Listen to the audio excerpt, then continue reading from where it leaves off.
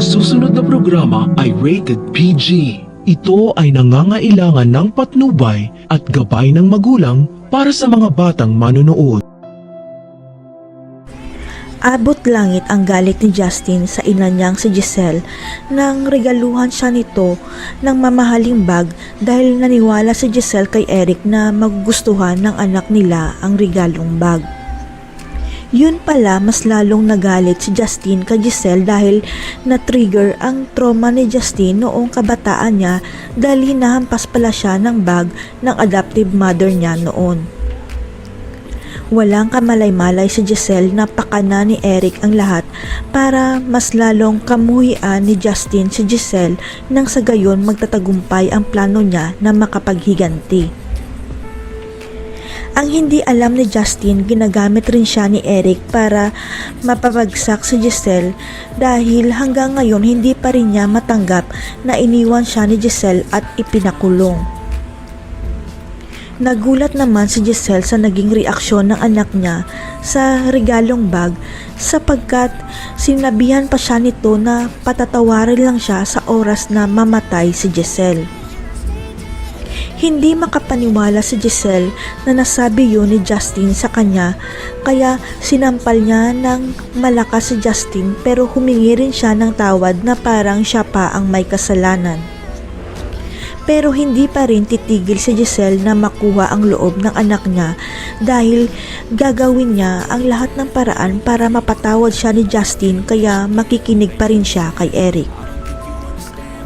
Tuwang-tuwa naman si Eric dahil tagumpay ang plano niya na magalit si Justin kay Giselle at paniwalang-paniwala si Giselle sa lahat ng mga sinasabi niya tungkol kay Justin.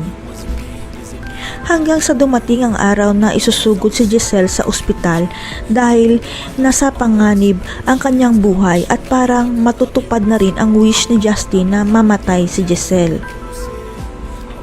Ang hindi alam ni Justin at Eric dito na mabubunyag ang pinakatago-tago nilang sekreto na hindi pala tunay na anak ni Giselle si Justin dahil hindi sila magkadugo.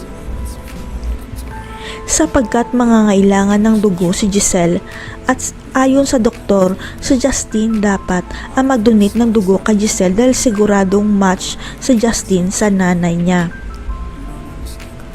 Pero laking gulat ng doktor na hindi pala match ang dugo ni Justin kay Giselle kaya si Annalyn ang magdodonate ng dugo para sa tita niya at nagmatch silang dalawa.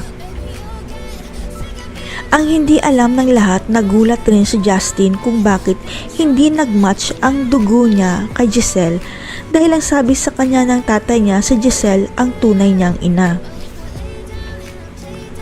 Yun pala, wala rin kaalam-alam si Justin na hindi pala si Giselle ang tunay niyang ina dahil anak ni Eric si Justin sa ibang babae at ginagamit lang niya si Justin para maghiganti.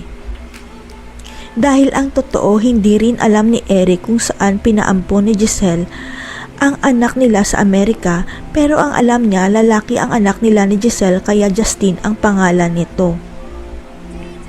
Kaya pala nasabi ni Giselle na mabait ang adoptive parents na nag-ampon sa anak niya dahil kilala niya ang mga yun pero iba ang sinasabi ni Eric na masama daw ang nag-ampon kay Justin. Kaya nang nakarecover na si Giselle sa ospital, dito na niya pinagtagpi-tagpi ang mga detalye kaya ipinaulit niya ang DNA test nila ni Justin para malaman ang katotohanan. Sa kasamaang palad na kumpirma ni Giselle sa DNA test result na hindi pala sila match ni Justin dahil pineke pala ni Eric ang DNA test para makapaghiganti sa kanya. Matatagpuan pa kaya ni Giselle ang tunay nilang anak ni Eric, ang lalaki na Justin? Sasabihin kaya ni Justin ang plano ni Eric kay Giselle dahil sa galit niya sa tatay niya? Abangan.